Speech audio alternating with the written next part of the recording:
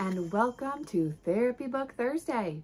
Today we are going to read a book about friendship and differences and being able to get along with people, even though maybe they look or sound or do things a little differently than you, and how we can treat people with kindness.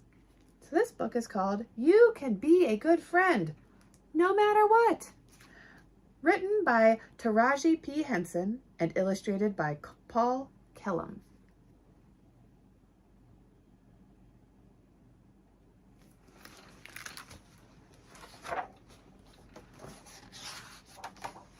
You can be a good friend, no matter what.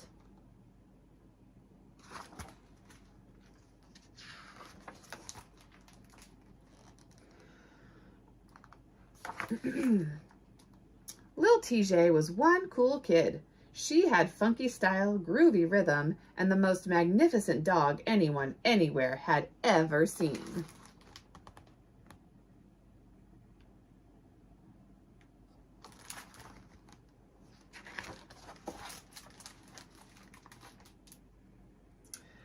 Lil TJ's grandma Patsy lived far away, but TJ talked to grandma almost every day. She told grandma everything, her hopes, her dreams, her adventures with Willie, and lately TJ had been telling her all about school starting and how she was going to make 1,000,000 friends. Grandma said, "Remember, friendships take time. Baby girl, you need to nurture them to help them grow."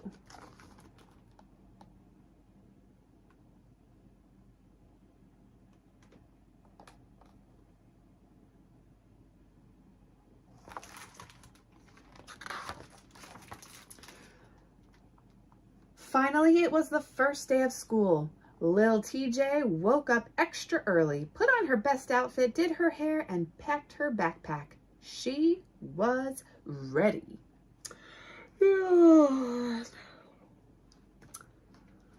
"Are you nervous, Lil Sis?" her big brother Keith asked.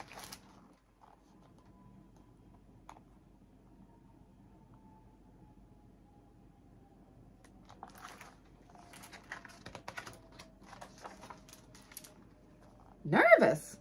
Why would I be nervous?" Lil TJ practically shouted. "I'm going to learn a bunch of new things, eat lunch in a real lunchroom, play on a big playground, and make some new friends." Keith gave TJ a quick hug as he grabbed breakfast and ran out the door for his first day of school, too.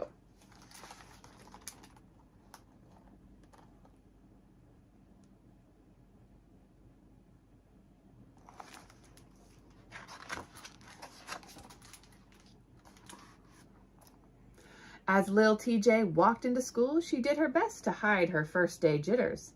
"This is going to be so much fun," she whispered to herself as she took a deep breath. TJ loved her new teacher, and her desk was right up front and center. I know, she says. In music class, she got to try a bunch of instruments, including a real recorder. And during art class, she drew the most beautiful picture of Willie she had ever created.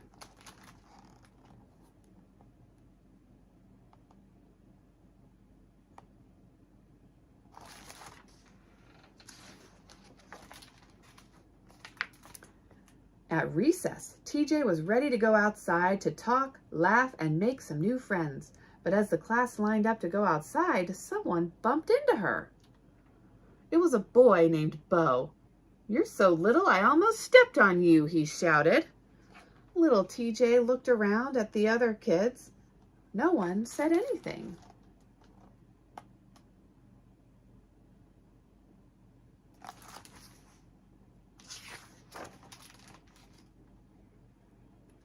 After that, it felt like everything Lil TJ did bothered Bo. He did not like her drawings of Willie at all. "What kind of animal is that, TJ? A hippo?" Bo whispered. TJ decided not to hang her picture on the share board. While TJ was talking to Cindy, Bo leaned over. "Don't you have an inside voice?" And at lunchtime, Bo made a funny face when he saw Lil TJ eating her absolute favorite sandwich, peanut butter and tomato. "Ew, that's so weird," he yelled. TJ tucked her sandwich under her napkin. She wasn't hungry anymore.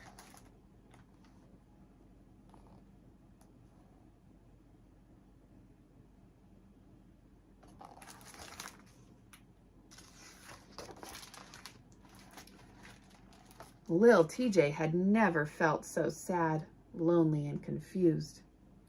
Where were her million new friends?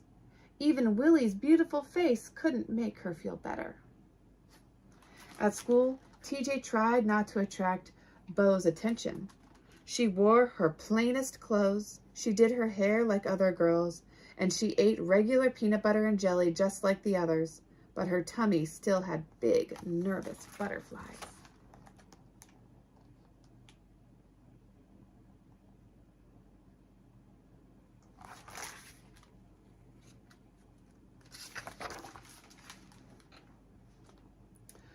She was so nervous she couldn't help beating her pencil on the desk and tapping her foot as she worked on her worksheet.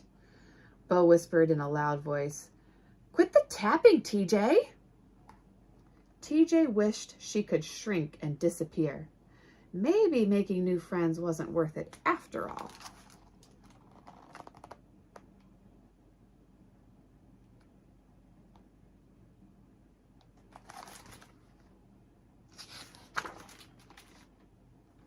Lil TJ told Grandma Patsy how school was going. "I think I made a bully instead of a friend, Grandma. I tried so hard." "Oh, baby girl," Grandma Patsy said. "You've heard me say, you get more flies with honey, haven't you? Now's the time. Be honey. Show them your sweet self. You can be a good friend no matter what." TJ had a lot to think about after that call. How could she be a good friend to Bo and everyone else?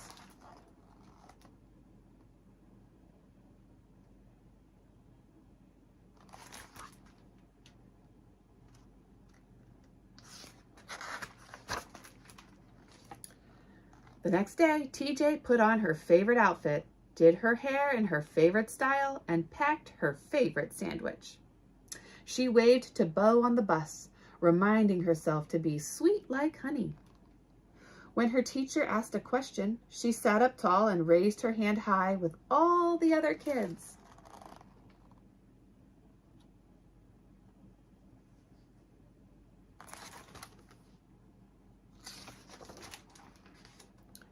Recess time still felt hard, though, and little TJ just wanted to be done, alone. So when everyone else went to the playground, TJ headed to the music room. She sat for a few minutes in the peace and quiet. She squeaked a recorder. Squeak! Then she tried a trombone. Blair! She plunked at the piano. Plunk, plunk, plunk. And then she sat down at the big, shiny set of drums. Ping, ping, clash, clash, boom, bang. Without missing a beat, little TJ felt like she was getting happier, braver, and more sure of herself.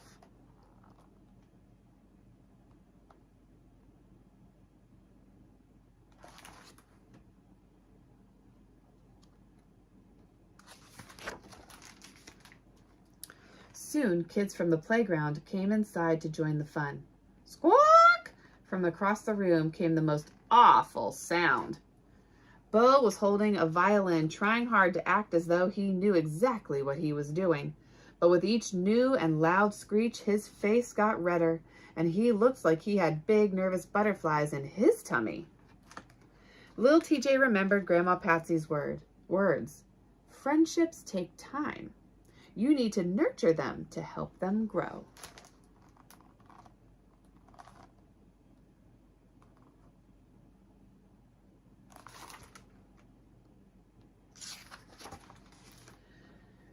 Be sweet like honey, she whispered to herself as she went to sit next to Bo. Close your eyes, Bo. Take 2 big breaths, TJ said as she smiled at Bo. In, out, in, out. TJ and Bo breathed together. Then Bo surprised TJ.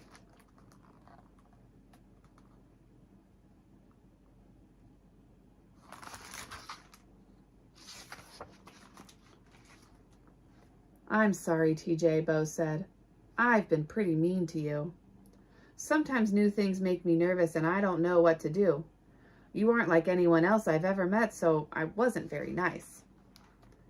"You aren't like anyone else I have ever met either, Bo. But maybe that's a good thing. We can be special together. Now start playing that violin," she said, and went back to the drums.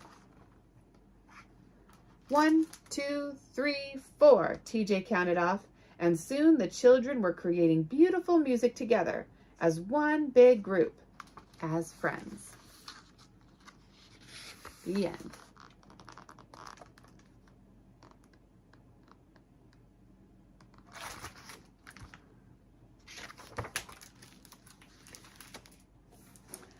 I loved this book. I hope you liked it too. The colors on all the pages were so bright and cheerful, and they just really popped in there. But I bet you can probably think of someone in your class or someone you know that might be mean, kind of like Bo. And you might know someone, maybe that someone is you. Maybe you're the someone who's like a Bo. Or maybe you're the someone who's like a TJ, who's a little different. And maybe it's hard for people to get to know you, or people maybe think you're a little weird for one reason or another. And you know what? Some people think being weird or different is not cool, but I actually think sometimes when we're a little weird, that's the coolest thing to have. That's the coolest thing to be. So it's about like embracing those things that are unique to you, just like TJ did. She went back to the old ways, the ways she liked to be. And if people didn't like her, that's okay. But also sometimes, just like Bo, there's a little something else going on and we got to find out what that is. And sometimes we can be those people's friends. Sometimes they need a little help on their own too. And that's okay. It's always important to tell somebody if you feel like you're being bullied or hurt by someone in your class or your neighborhood or something like that. It's important to tell an adult that you trust so that you can get help. I talk to a lot of kids and sometimes they worry that they'll get in trouble or people will make fun of them for tattletaling, and that is a possibility.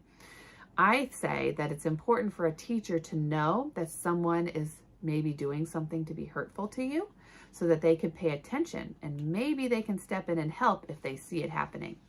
But as I always say, I can't help with something if I don't know what's going on. So if I don't know to pay attention to it and look for it and maybe notice it and see if there's something I can do as an adult to help out. In this case, TJ was able to help it out and fix it herself.